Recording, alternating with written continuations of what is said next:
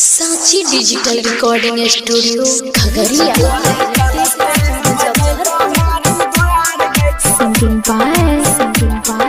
मिथुन प्रेमी। हमरा छोरी के जइबी ससुरार गई छौरी। क्या दर्द है तेरी आवाज में छोरे। हमरा छोरी के जइबी ससुरार गई छौरी। तोरा चलते हम जइबो हरिद्वार गई छौरी। तोरा चलते हम रहबो कुमार गई छौरी। तोरा चलते हम रहबो कुमार गई छौरी। सांची डिजिटल रिकॉर्डिंग स्टूडियो खगड़िया।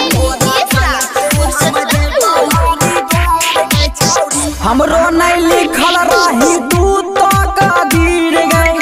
तोरा चलते बन जाइबो साधु फकीर गई। तुम आज का और आज मुद्दत के बाद ये पगली दिल खोल कर सीखी।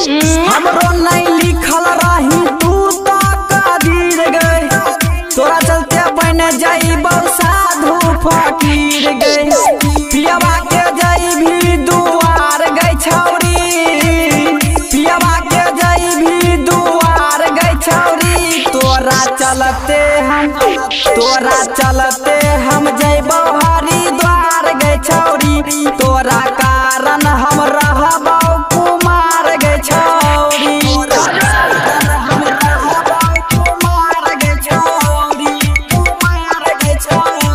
आप सुन रहे हैं मिथुन प्रेमी की आवाज में।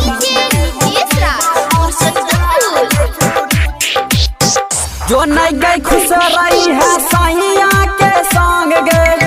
अरुण बबलू दे तो दुआ सनम गे।